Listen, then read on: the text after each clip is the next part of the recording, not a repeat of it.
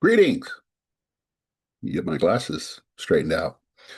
Greetings. Welcome to another edition of the Has Been podcast. I'm your resident Has Been uh, for this Friday, February the 6th, as we get settled into probably a very active month when it comes to um, Big Ten basketball and everything else that's going on. Uh, the men will start a really grueling stretch after Saturday. The women are trying to hang on to a spot in the Big Ten tournament. And those are the two things that are at front and center. Purdue softball and baseball get going this month, but I don't know how many people actually pay attention until the temperature gets above 40 or 50 degrees. But anyway, their seasons start. There's a proposal out there to start college baseball season 1st of March. Let's hope that passes. They just shouldn't be playing games in February. And I know they play in the South and all that. And they've done some creative things with their scheduling to maximize the warm weather in the Southeast and the Southwest. And, it works, but it just seems odd that you start college baseball and college softball in February. But anyway, we'll start with women's basketball. They're the most recent team, or the only team to play this week. The men have been off since last Sunday when they beat Maryland by 30 points. Really nothing to talk about with that game other than it was a get-right game, and Purdue did what it had to do, and Fletcher Lawyer got back on track. Um, and, Purdue beat a bad team by a lot of points, and that's probably what's going to happen on Saturday too. But anyway, with the women, uh, probably suffered a bad loss on Wednesday against Penn State. Penn State's the worst team in the league. They actually have the worst defense in the league, but it was a bad loss, but um, not an end of the world loss. Put it that way. Purdue's still in good shape to make the Big Ten tournament, I believe, um, assuming that they take care of some business here. They don't necessarily need to beat Indiana on Sunday for this goal, um, but they would need to beat Rutgers a week from Saturday to get them to 4 wins and probably wrap up a spot in the Big Ten tournament. But where um, Wednesday's loss hurts, not in the Big Ten per se, it it it it, it hurts the overall record, and and they can still get in a non-NCAA postseason tournament. And the one you want to be in is the WBIT, which is the next layer after the NCAA, because the NCAA sponsors that tournament. And the last four teams that did not get in the NCAA tournament are automatically in that tournament. And that tournament has been won by Big Ten teams the last 2 years, Illinois and Minnesota. Um, and that's where it might hurt a little bit, depending on how many teams from the Big Ten get in the NCAA. The projections right now have 11 or 12 teams uh, from the Big Ten going to the NCAA tournament, which is going to be standard based on the 18-team league. Um, but then what happens after that? Purdue will be in a mix of teams, and you don't have to be 500. But if you are 500, you almost guarantee yourself a spot in that tournament. Um, but they would be in the mix of teams with like Wisconsin, and if a USC or an Oregon, they do not make the NCAA tournament for some reason, um, and then they might might take a spot there. But the loss to Penn State will change the overall record a little bit, and you lost to a really bad team, and that's going to affect your net rating, which is a tool that they use to pick the NCAA tournament and a tool that they use to pick the WBIT. Um, it's not the end of the world type of situation, but it's a bit damaging um, that Purdue lost that game. Um, and they shouldn't have lost that game. Now they shot poorly, and that's the reason they lost the game. I mean, they had 4 turnovers, which is the second fewest in a single game in program history. They had 15 offensive rebounds because they missed a lot of shots, but they only had 9 second chance points. They didn't convert those. Um, they outscored Penn State 21 to nothing points off turnovers. They had 14 steals, Purdue did. Um, they even shot poorly from 2 point range. But they were doing an okay job defensively for 3 quarters as Penn State's um, top 2 scorers, uh, McMiller and Merkel, were kind of carrying the load. But from the fourth quarter and then overtime, um, other players got involved and started hitting shots, and that put them over the top to beat Purdue. And Purdue just had a horrendous day shooting the 3 pointer, 5 of 29. They missed 10 straight at one point. Um, and strangely enough, they got to overtime because they hit a 3 pointer. Nia Smith hit a 3 pointer with zero point 0.4 seconds to force overtime.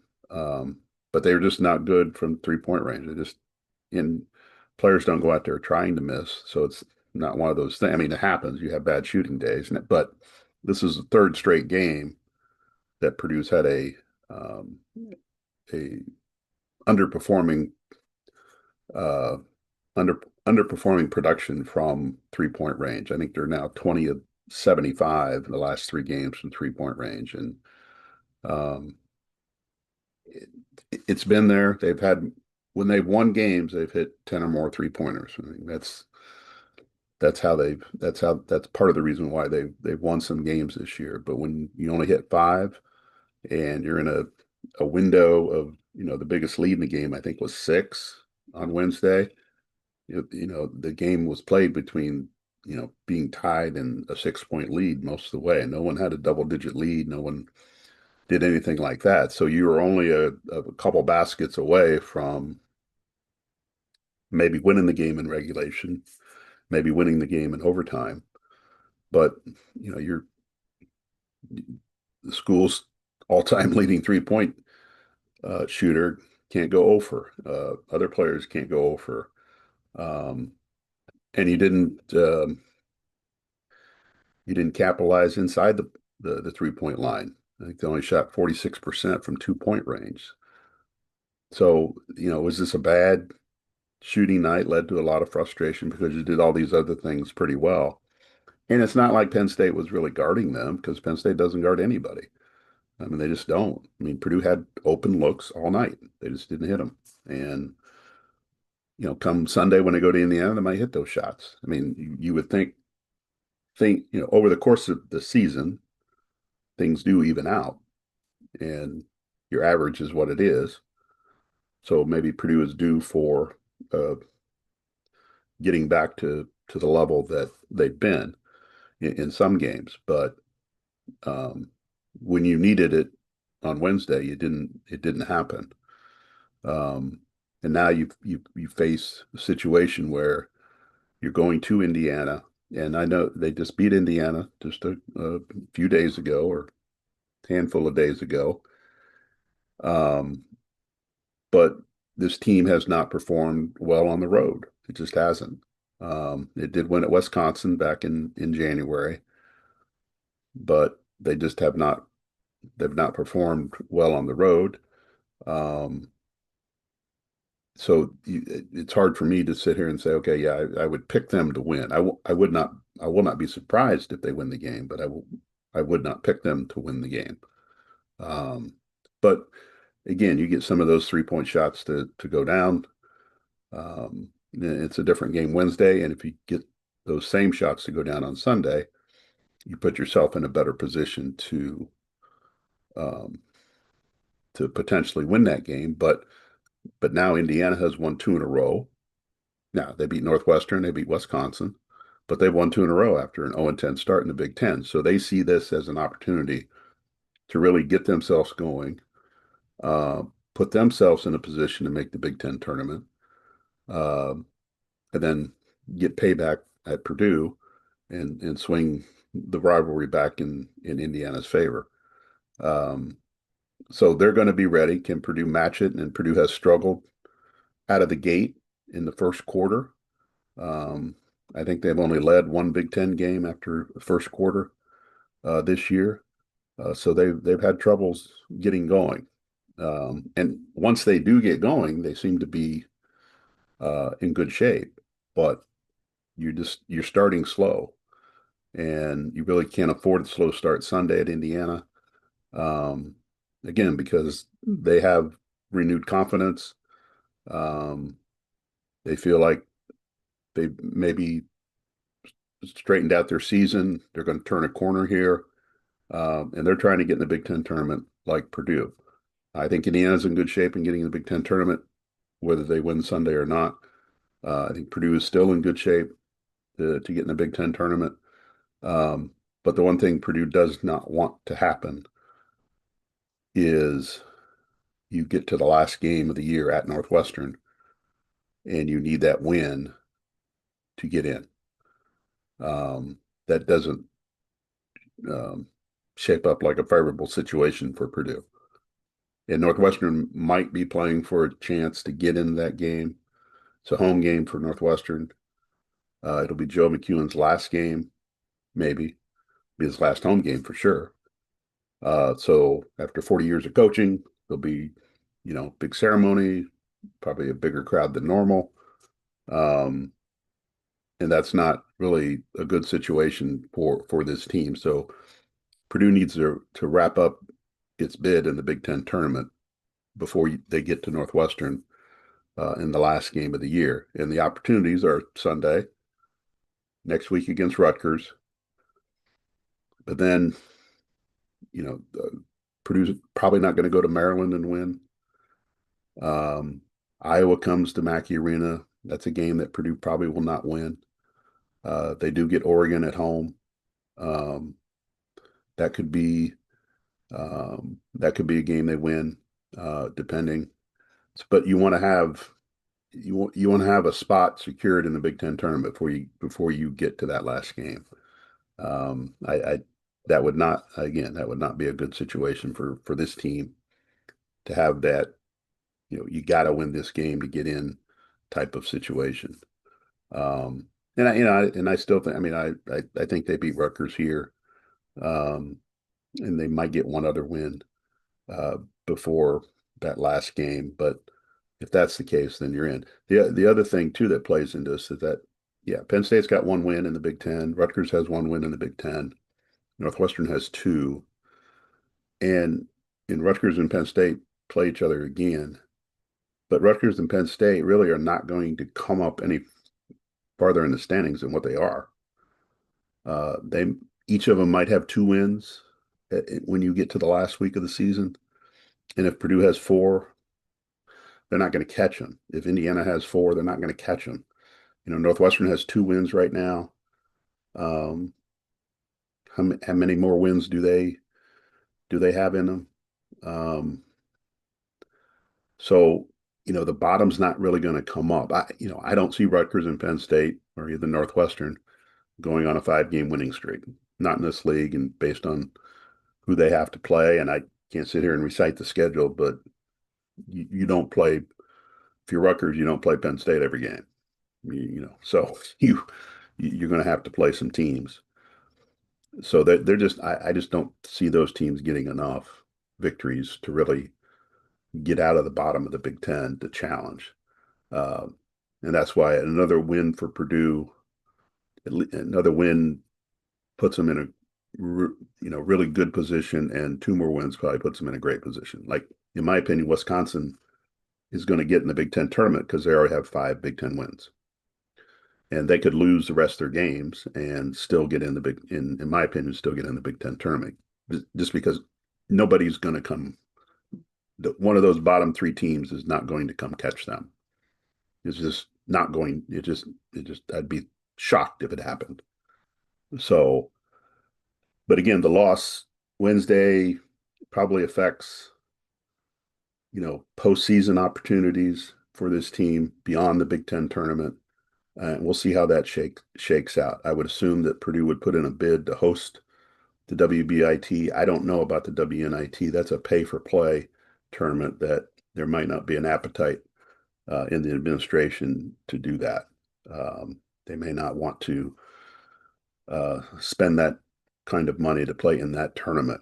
But if you get in the WBIT and you host some games, it's a more prestigious tournament than the WNIT. It's not the NCAA, but it's a higher level tournament that has more exposure than the WNIT.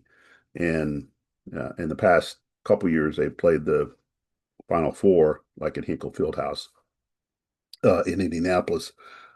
I can't tell you if that's going to be the case again, but that's that would be an incentive for Purdue to be in that tournament. And again, it's a better postseason tournament of the ones that are that are non NCAA tournaments, and that should be the goal to try to get in that. But how far under 500? If you're 3 games under 500, how much does that hurt you? I think if you're around the 500 mark, a game under, uh, maybe 2 games under, I would think you're still in good shape. But a lot of it depends on your net, and they'll look at their resume similar to how they look at an NCAA tournament resume, and go from there. But anyway, big game Sunday for Purdue. Um, let's see if they can duplicate some of the same things they did against IU in Mackey Arena. The other thing trending in the wrong direction for Purdue is they've lost 5 of their last 6. The only win in there is against Indiana. So they need to stop that slide at some point to, get back on the right side of things um, to to claim that they can show progress. And they still have a tough schedule ahead. But this 3-game stretch that started Wednesday against Penn State was one I felt they needed to win 2 out of 3. Um, to wrap up Big Ten, but also get themselves in a position where they could potentially finish, 500 overall. Where if you lost your first game in the Big Ten tournament, you'd still be 500 and you'd still be in pretty good shape. But we'll see how it plays out. They can still win two of these 3 games. They just have to win Sunday at IU to do it, and then beat Rutgers. Um, it's not a monumental task because they've already beaten IU. But we'll see how this plays out, and see if they get their 3-point shooting touch back against the Hoosiers. On the men's side, again, they've been off since Sunday at Maryland. They took care of business. The get right game, however you want to frame it. Um, does this push them into a position to now go win the Big Ten? Not necessarily. Sunday is another. I mean, Oregon's just been hurt by injuries uh, during the Big Ten. They're 1-10 going into Saturday's game. They've lost 8 in a row. They might get one of their top players back, Nate Biddle. He's a big guy, but still, I mean, I just don't see this Oregon team equipped enough to handle this Purdue team in Mackey Arena after Purdue's had a week off, um, to try to get itself in position. Because after Saturday, um, a lot of things will be on the line for Purdue: the Big Ten championship, and then seeding in the NCAA. It's going to, what happens after Saturday? Purdue goes to Nebraska. They go to Iowa. They host Michigan. They host Indiana, and they host Michigan State. That's a 5-game stretch that A, will determine whether they can win the Big Ten this year, and B, where they're going to be positioned in the NCAA tournament. Because when the season started, Purdue was on a clear path that if they had the season that we all thought they were going to have, then their journey to the Final Four would start in St. Louis, because it's the closest first and second round site, and then go to Chicago, which the regional would be the closest, and then to Indy, assuming you won all those games. But now with Michigan up there, in Nebraska doing well. Michigan State's in that mix. Illinois obviously is in that mix as well. And then you have an Iowa State that's lurking out there in the region. And I think, as most people know now, you know, geography plays a big role in where these teams go in the first and second round, and where they go in the regional, where they're placed. It's based on geography. So the higher seed that you are, the better chance you have of playing closer to home. And Purdue's preferred path was St. Louis, Chicago, Indy. Doesn't guarantee you get to all those spots, but that's the preferred path. Now they can still get to Chicago. They can still get to St. Louis. I mean, there's still those avenues are still there. They may not. There probably won't be a number one seed if they do that. You can be a three seed if Michigan, let's say, is a one seed in Michigan or in Chicago at the Chicago Regional or Midwest, whatever they want to call it. Purdue could be a three seed because there's going to be a bunch of Big Ten teams and have to spread them out in some way. And their parameters over the years have changed as far as how many conference teams can be in the same region and all this kind of stuff. Yeah, I mean Purdue could be a three seed in the Midwest and still get placed in Chicago, depending on where they fall on the S curve and the seed line. So they can still get there. It's unlikely right now that Purdue would be a number one seed anywhere.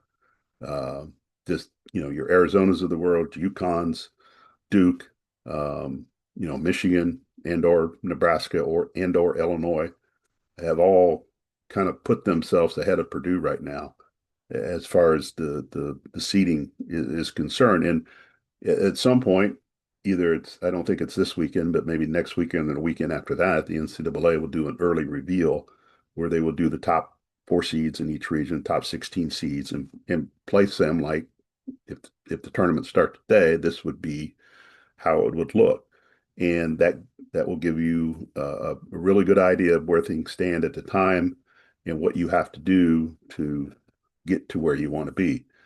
Um, you would rather be, in Purdue's case, you'd rather be the first three as opposed to the last two, because the last two will just go wherever there's availability. And that may not be in the Midwest. If you're the first three, you kind of get your pick.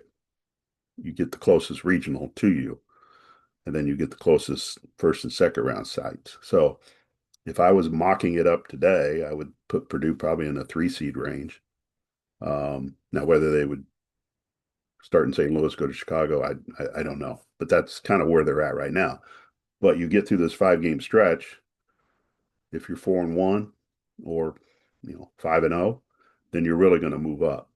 But if you're 1-4, if you're 2-3, you're not going to move up. Number one, just matter how far you slide. Do you slide off the 3-line? Do you get into the 4-line territory? So there's a lot at stake, I think, with these 5 games for Purdue of how the Big Ten season is going to play out, but also how the NCAA tournament takes shape for them. And again, you've got Michigan, you've got Illinois, and you've got Nebraska ahead of them. But you play two of those teams. You already lost to Illinois, but you play two of those teams, which in theory would give you, if you can beat Nebraska, if you can beat Michigan, then you would move ahead of them a little bit, or at least get on equal ground with them. And then you have Michigan State at the end, which Michigan State lost this week, but they're still a player in all this as well. Um, so a lot on the line here I think for Purdue. Uh, a lot on the line, and it's different than what we thought at the beginning of the year. This 3-game losing streak kind of jumbled that up from what you were looking at the beginning of the year. You can go to the Final Four as a 3 seed. You can go to the Final Four as a 1 seed. You can go to the Final Four as any seed that you want. It's just a matter of how you're playing, and that's what Purdue needs to straighten out. They need to get themselves in a situation where they're playing better, and the seeding will take care of itself. But you want to put yourself in the best position possible. And, again, Saturday is a game, not a get right game, but a game to, get back to what you were doing before that 3 game um, losing streak kind of, you know, turned your season on its head a little bit. Um, but again, Purdue can still win the Big Ten. Um, they have 3 losses. It might be a situation where they, if they would run the table in these 5 games, um, but probably sharing the title with 3 losses is more realistic than trying, winning this thing outright. But as we saw, Michigan State lost the other night at Minnesota. Illinois and Michigan State, I know, play this Saturday. And we're in February now where all these marquee matchups are going to take place. Just look at Purdue's schedule. I mean, the TV designs this for a reason. Now, the Nebraska game was not put here thinking it would be uh, a game of uh, the one of the top two teams in the conference playing each other. Um, but here we are. So a lot to be decided and plenty of opportunities to decide it. And Purdue, in a way, does control its own fate. They do need some help to um, to move up closer to the top of the Big Ten. Even if you beat Michigan, you need them to lose again. You'll need Illinois to lose, a couple times, maybe 3, um, since you lost the tiebreaker to them, since you lost that head-to-head meeting. So, um, but yeah, you just play it out and see what happens. And from Purdue's standpoint, you hope Fletcher Lower now is on track with his shooting after his performance at Maryland. Um, that your bigs are, in a good position now to carry you and really clean up the rebounding, and keeping the turnovers low. For the most part, they've gotten good bench production throughout the year, and turnovers haven't been a huge, huge problem. Um, but after Saturday, you're walking into a hostile environment in Lincoln. Then you're going to Iowa, which having a good year there's coming off a West Coast trip to Oregon and Washington, where they won 2 games. And Iowa had Purdue down by 9 here at Mackey Arena a few weeks ago. And that's a Saturday afternoon game, so they'll probably have a bigger crowd than normal. And Iowa now sees itself as an NCAA tournament team. So that'll be a hyped atmosphere going in there, and then you get to 3 home games. Um, is it realistic to think that Purdue goes 3-2 in this stretch? I mean, if they go 3-2, they're not going to win the Big Ten. They're not going to have a chance to share the. I don't think they have a chance to share the title at that point. Um, but that might be what this stretch is all about, because you are playing probably you're playing the best of the best in the Big Ten right now, other than Illinois. Um, so that might be the best that they can do given this stretch. And then you're ending with Northwestern and Wisconsin, um, and right now those games would go in Purdue's favor on paper. But we'll see where we're at when we get there. So a big stretch after Saturday, I think, and they're going to come kind of right on top of each other. Because after Saturday, you go to Lincoln on Tuesday, then you're off, Wednesday, Thursday, Friday, then you go to Iowa, and then you're back at the next Tuesday, then you get Indiana on a Friday, and then you get a little bit of break when you have to play Michigan State. And they're going to come fast and furious, and but this team's experienced enough. They've been through these situations. They understand, and they have enough experience. They have enough of a foundation to go out and prove that they can be the best team in the Big Ten, despite the 3 game losing streak that they went under um, here recently. So um, it should be, it'll be uh, extremely interesting to follow and see how it all plays out. But this is what you kind of you live for. And this is what you kind of want to see. I mean, you knew it when the schedule came out that this would be the stretch. Maybe not the Nebraska game, maybe not the Iowa game, just depending because they had a new coach, new system, and all that kind of stuff. But you knew the stretch of Michigan, Indiana, and Michigan State would be kind of a season-defining stretch. But now you've added two more games to this season-defining stretch that you have to get through. Um, Other than that, I mean, it seems I saw a note the other day. There's like four or five eligibility cases going to court hearings about athletes trying to get additional seasons. And I mean, what are we doing?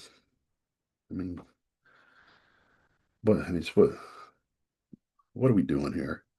And it's all about money. I mean, regardless of what anybody says, I mean, everything in life is about the money. It's all about the money. It always has been. It always will be. These guys are trying to stay in college to play another year so they can get paid because they're not going to get paid at the next level um, or in the NFL like they get paid in college. Hey, why not? It's a business decision. So in the NCAA doesn't have a great track record in court cases, so let's sue them. Let's sue them to get what we want. Let's go to the NBA and play a couple games, and then we don't like that, so we're going to come back to college. It does Can Congress fix this? I don't know. There's two people, two entities that can fix this. Number one is the coach. The coach just says, no, we're not doing this. We're not playing the game of you trying to get a seventh year here. Okay, we're not doing that. The other ones are the university presidents that can step in and stop this. It's like I don't want my school known for this. Okay, so move on from it. He's played enough. He's done everything that you've asked him to do, and maybe they have a case, maybe they can squeeze another year and present their case and all this kind of stuff. And we've got to protect student athletes and we have to give them every opportunity to fulfill their eligibility, so on and so forth. But at some point, you got to move on in life. Okay. You just got to move on to the next phase. And we're getting ridiculous. Just getting borderline ridiculous where we have to stay in school for 8 years so we can play our 5 years of eligibility. I mean, the Miami quarterback, you know, saying, "Well, I've been to class in 2 years." Well, he's enrolled in school. He's probably taking online classes, but just the optics of that is not a good look. Just not. And it was good to see a couple commissioners come out and support the NCAA in these eligibility cases. I mean, these are the rules that everybody agreed to you know, play by.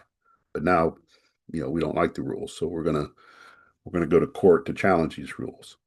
Um, but to me, it starts with the coach. It starts with the presidents.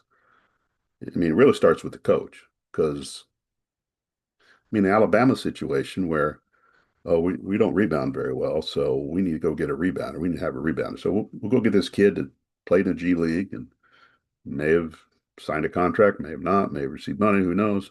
But yeah, we'll get him through and we'll be a better rebounding team. But the coach didn't have to do that.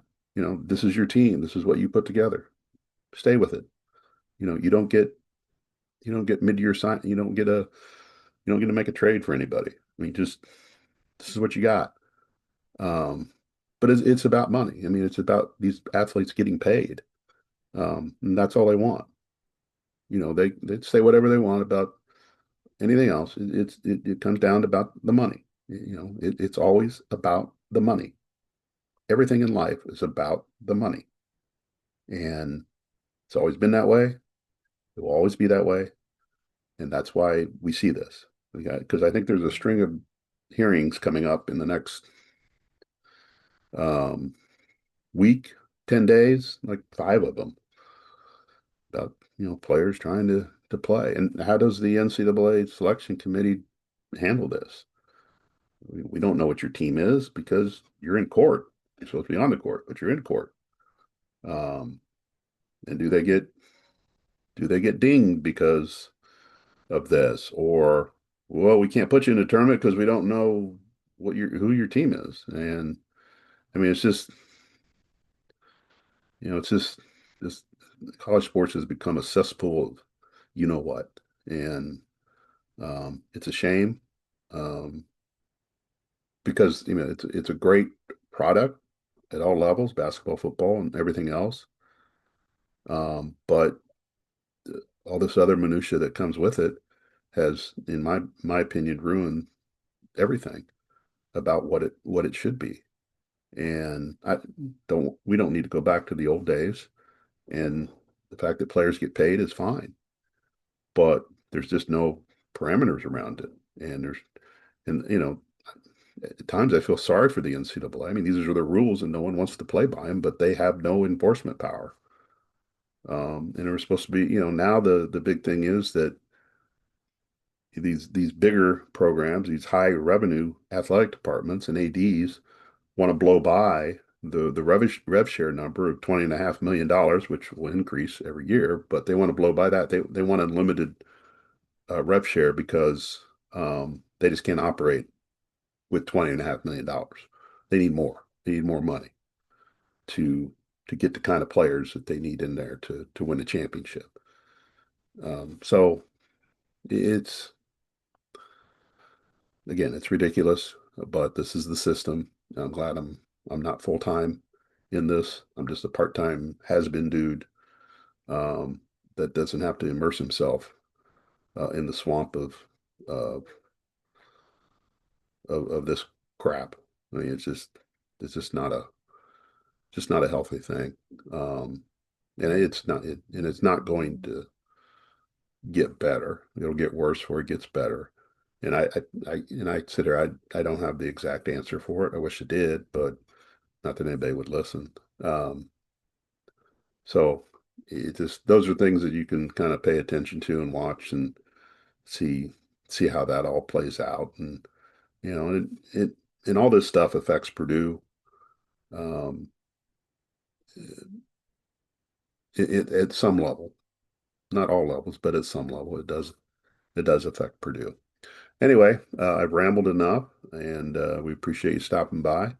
And have a good day. And then we'll be back next week to recap, look ahead to see where everybody stands, and take it from there. Again, have a good day. Thank you for stopping by.